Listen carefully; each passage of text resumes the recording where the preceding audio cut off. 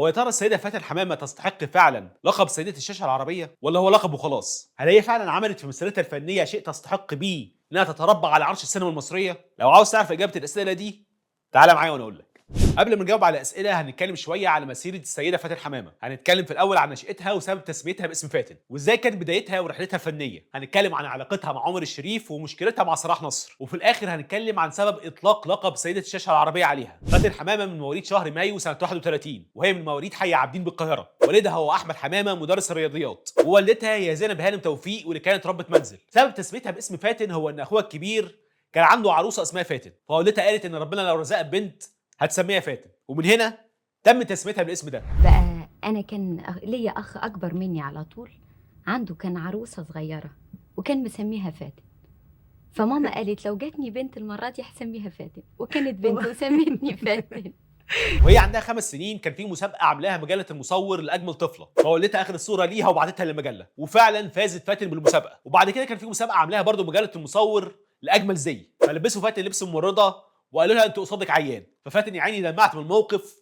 وبعد كده تم التقاط الصوره ليها واللي كانت طبيعيه جدا لدرجه انها لفتت بعد كده نظر المخرج محمد كريم، واللي اختار بعد كده لاول افلامها وهو فيلم يوم سعيد سنه 1940 مع الفنان محمد عبد الوهاب.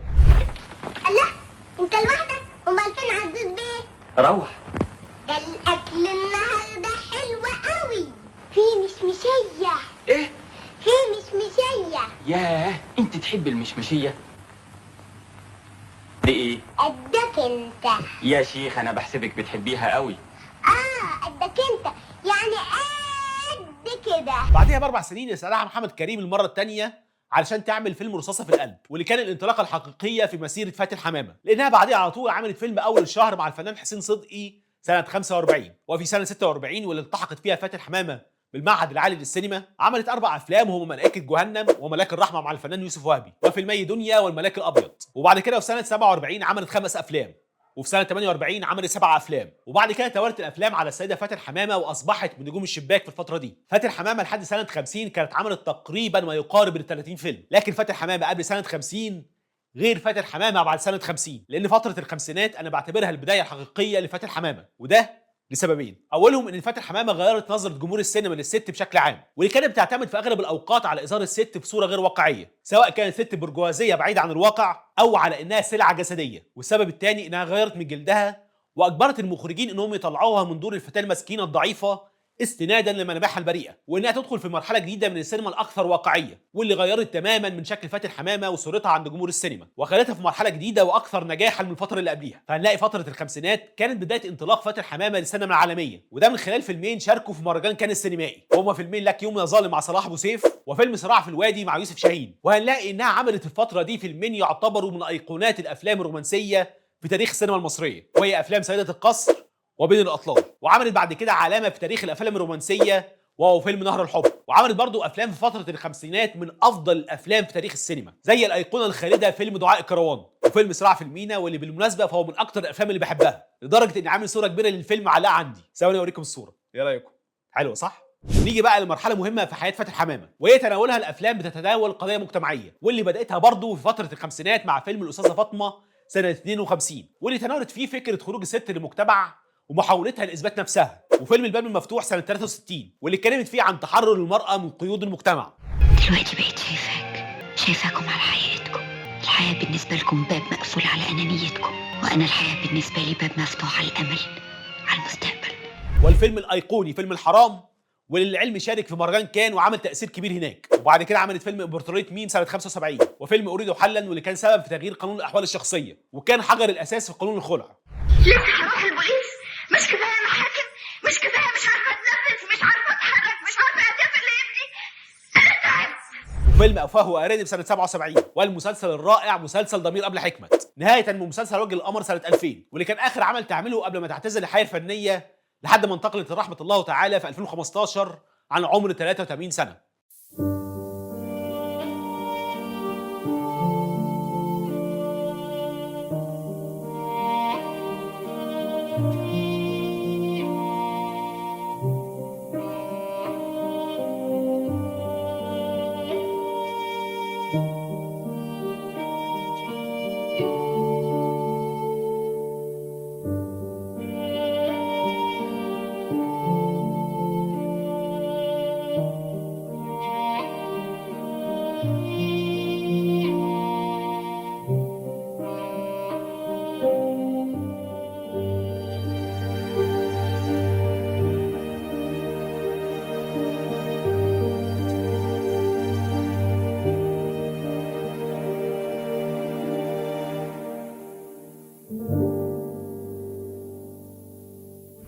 في شويه نقط تانية مهمه في حياه فاتن حمامه اثرت بشكل كبير على مسيرتها الفنيه، واولهم جوازها من المخرج عز الدين ذوالفقار سنه 47، واللي التقت بيه اثناء عملهم مع بعض في فيلم ابو زيد الهلالي، وكان تقريبا فاتن ساعتها عمرها حوالي 16 سنه. وبالرغم من ان عيله فاتن كانت رافضه زواجها من عز الدين ذوالفقار، لكنه اصر انه يتجوزها بسبب اعجابه بيها وبشخصيتها. فاتن حمامه خلال فتره جوازها عملت معاه 4 افلام، وهم انا الماضي، سلو قلبي، موعد مع الحياه، وموعد مع السعاده، لحد ما انفصلوا بعد 6 سنين من جوازهم سنه 54. وبرضه بعد انفصالهم عملوا مع بعض 4 افلام، وهما طريق الامل، وامراه في الطريق، وفيلم بين الاطلال، واللي كانت بالمناسبه فاتن حمامه رافضه انها تعمله، لكن عز الدين ذوالفقار اقنعها، وكويس انه اقنعها. واخر فيلم عملوه مع بعض كان ايقونه الافلام الرومانسيه، فيلم نهر الحب سنه 60. بعد انفصال السيده فاتن حمامه عن عز الدين ذوالفقار، كانت بتستعد انها تعمل فيلم صراع في الوادي مع المخرج يوسف شاهين، وعرض ان يعمل معاها دور البطوله الفنان شكري سرحان، لكن فاتن رفضت. فيوسف شاهين عرض عليها ممثل جديد كان زميله في المدرسه واسمه ميشيل شلهوب. ميشيل كان شاب عايش في الاسكندريه، وكان شغال مع ابوه في تجاره الخشب، ودوره في صراع في الوادي كان هيبقى اول دور ليه. وبعد كده وافقت فاتن ان ميشيل يعمل الدور، وبالرغم من ان الفيلم كان فيه قبله،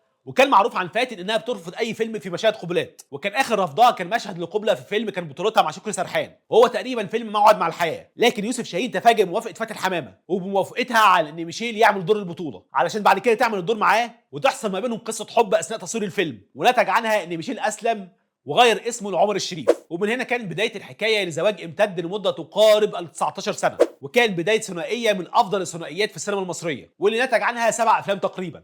بعد انفصال فاتن حمامه عن عمر الشريف سنه 74، اتعرفت على الدكتور محمد عبد الوهاب استاذ الاشعه بكليه القصر العيني. الصحافه اطلقت على الدكتور محمد عبد الوهاب لقب الرجل الغامض، وده بسبب ان مش معروف اي تفاصيل عن ازاي التقى بالسيده فاتن حمامه، او ازاي اتجوزوا، او اي تفاصيل تانية عن حياتهم. لكن الشيء الوحيد المعروف والاكيد ان فتره جواز فاتن حمامه من الدكتور محمد عبد الوهاب، واللي استمرت لمده 40 سنه حتى وفاتها، كانت افضل فتره في حياتها الشخصيه، وكانت فتره مليئه بالهدوء والاستقرار والحب بعيدا عن الاضواء. في نقطه اخيره لازم نتكلم عنها في حياه السيده فاتن حمامه، لانها تبين مدى قيمه السيده دي، وهي قصه صراعها مع رئيس المخابرات في فتره حكم الرئيس جمال عبد الناصر، وهو الضابط صلاح نصر. في فتره الستينات كان معروف عن صلاح نصر انه بيقوم بتجنيد الفنانات لاغراض التجسس، واللي كان اغلبه تجسس داخلي على المجتمع، وتجنيدهم برضه في اغراض تانية يعف اللسان عن ذكرها، وده كان بغرض الضغط على المنافسين والمعارضين لنظام جمال عبد الناصر. فالحكايه بدات لما شعرت فاتن حمامه بان في بعض التقييد على حركتها في السفر، واللي تلا بعد كده اتصال من مرسي سعد الدين شقيق الموسيقار بليغ حمدي، واللي طلب منها انها تقابل احد ضباط المخابرات اللي طلب انه يقابلها،